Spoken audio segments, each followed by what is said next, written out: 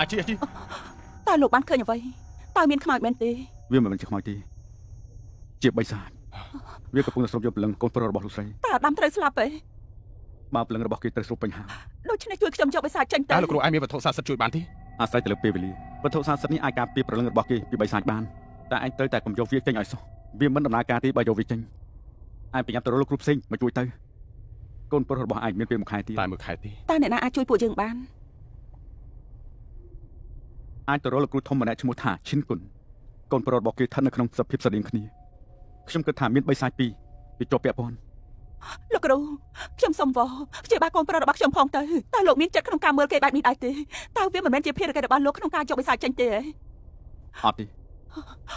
ខ្ញុំពិតជាសុំទោសប៉ុណ្ណែនអាជី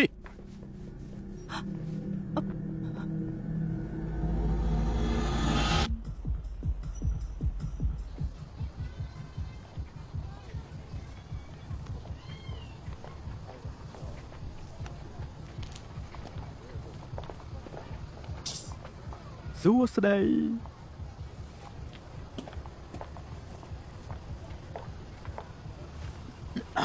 ហេតុអីមនុស្សទាំងនោះតាមរកលោកនៅពេលរសៀលនេះពួកគេគ្រាន់តែជំរុះខ្វះភ្នែកកុំបារម្ភពីគេអីខ្ញុំលើថាក្រុមខ្លាដំបងគឺត្រូវបានគេដោះលែងចេញពីគុកហើយលឿមម្ល៉េះខ្ញុំបានលើពីប្អូនស្រីរបស់គេបានឲ្យមនុស្សរបស់គេមកតាមរកលោកណា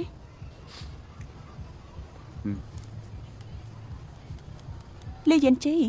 ខ្ញុំអាចសួរលោកមួយបានទេលោកត្រូវគេដេញចាប់រាល់ថ្ងៃហេតុអីលោកត្រឡប់មកវិញតើលោកមិនខ្លាចស្លាប់ទេហ៎នេះជាតំបន់របស់ខ្ញុំត្រូវត្រឡប់មកវិញចឹងហើយ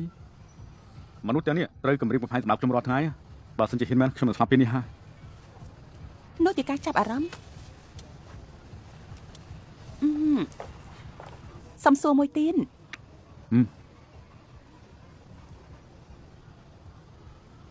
តើលោកពេញចិត្តខ្ញុំទេ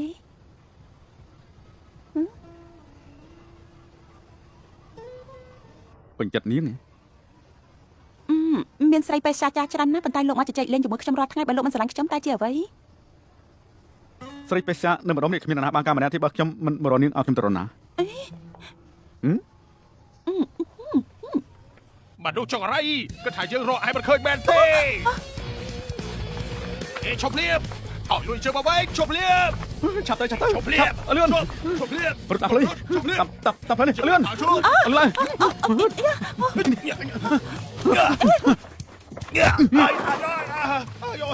ច្បាយឆាប់តាមទៅឲ្យលឿនឡើងណែឈប់លៀបឈប់កម្រិតប្រាប់ថយឈប់កម្រិតតានេះជាការប៉ុន្មានទេឈប់